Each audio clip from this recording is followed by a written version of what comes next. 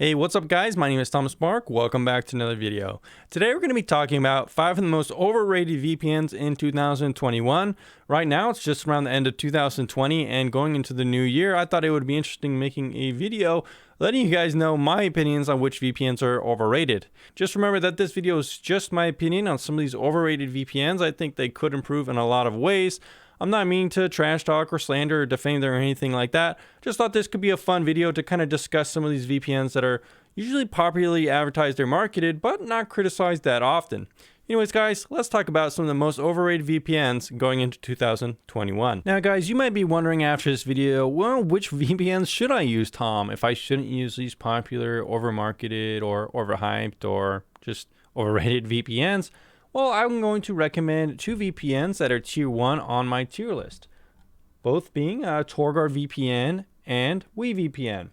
Now, Torguard VPN offers excellent simultaneous connections. It offers a full Linux GUI, SOCKS 5 proxy included, pretty much everything you can need, along with affordable prices and fast speeds and a very customizable client, which a lot of these VPNs I'm going to be mentioning actually lack a lot of these core fundamental features.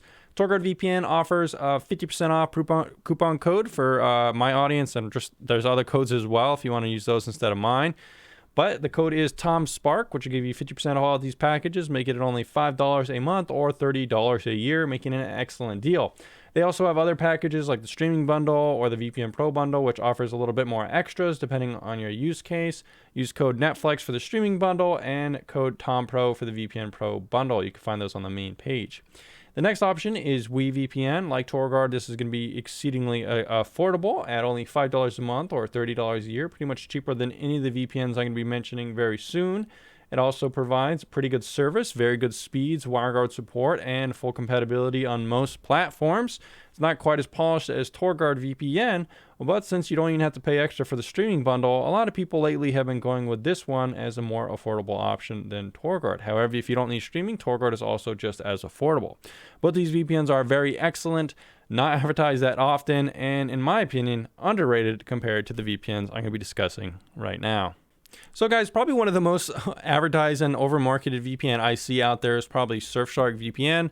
Now, Surfshark is a company that actually is not that old. It really only kind of started popping up around 2018, which is actually one reason why I think it's a little bit overhyped and overrated.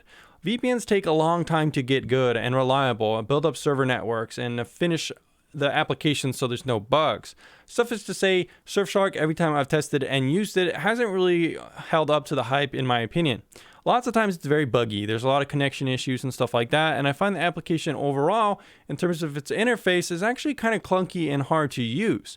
Now, I'm not saying that it doesn't look good, because VPNs like Torguard VPN don't really look that good, but they're still easy to use and the interface is simple and easy to navigate. Surfshark, on the other hand, looks okay, but the interface and the design of it and the way the settings are organized make it very confusing to use, which I don't like. Not only that, but Surfshark is promoted so much and it's so brand new that it's like, why is this company so overhyped and overmarketed? Why are they spending so much money on advertising and marketing for being only like 2 years old? They should really be focusing their money on product development, building out customer support, just making overall their service better instead of just trying to get it to the top of these lists so quickly. I think it's a bad idea, especially for overloading servers and stuff like that, which is going to affect speeds as well. Some other core fundamental problems I have with Surfshark that make it overrated for me: it doesn't have a graphical user interface for Linux. It's not very fast in my speed test, doesn't seem very reliable. Additionally, whenever I test Surfshark out for streaming compatibility, sometimes it works with most of them, a lot of other times it doesn't as well, so it's just kind of unreliable in that sense. Collectively, Surfshark can be okay if you decide to buy Surfshark if you're already using it. Sometimes it can get the job done. I'm not saying that it won't, but I just find that for what the product is, it's definitely overrated. Also, Surfshark has some marketing tactics that I'm not a huge fan of. Limited time sales, pushing you to buy something, saying the sale's going to end. These kind of limited time exclusive sales aren't really my favorite thing when I'm considering products online, and you might agree about that, especially like this little bomb timer they had, which I kind of thought was pretty ridiculous and kind of poor taste as well. Another VPN that I think is overrated, perhaps one of the most overrated ones out there, is ExpressVPN. Now, this VPN is advertised everywhere, mostly because it's very expensive and a very profitable affiliate product for people to advertise and recommend. People who tell you to buy a VPN, it's usually ExpressVPN, and they're making a lot of money. How do I know this? Because I've recommended it in the past for various kind of iterations of it. I found it better in some instances. It used to be one of the only VPNs that worked with streaming compatibility alongside Tor VPN. So I did recommend it more in the past. And I can say personally, it does make me a lot of money recommending it. But as of right now, I can't recommend it that much, and I do find it actually overrated. And it's not as good of a product, I think, as it used to be within the competitive marketplace of VPN. And why is that? Well, it doesn't have WireGuard right now. It has a new lightweight protocol, but I find that it's actually not that fast. And from the other users and the global speed test, it doesn't seem to be that fast for them either on the PC and kind of desktop clients. I've heard some people get a little bit better performance with lightweight protocol on mobile devices. But overall, it's disappointing to see that one of the most expensive VPNs is now actually not as fast as some other VPNs that are much cheaper. Additionally, ExpressVPN has always had limited simultaneous connections, which is disappointing for the price, which means you're going to be limited on how many devices you can use it at once.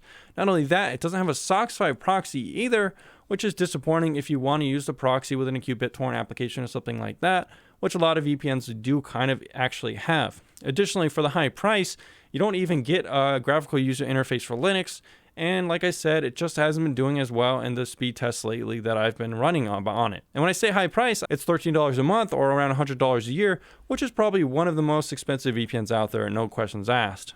Another overhyped VPN that I see advertised a lot or people talking about that I don't really think deserves that much positive praise is Proton VPN. This VPN is kind of popular because a lot of people like its free model. However, if you actually use its free model and take a look at what it offers, it's very, very limited. It has very limited service to connect to. It doesn't let you use P2P. The speeds are very slow. And yeah, combined with all those things, it makes it not that worth using for a free VPN provider.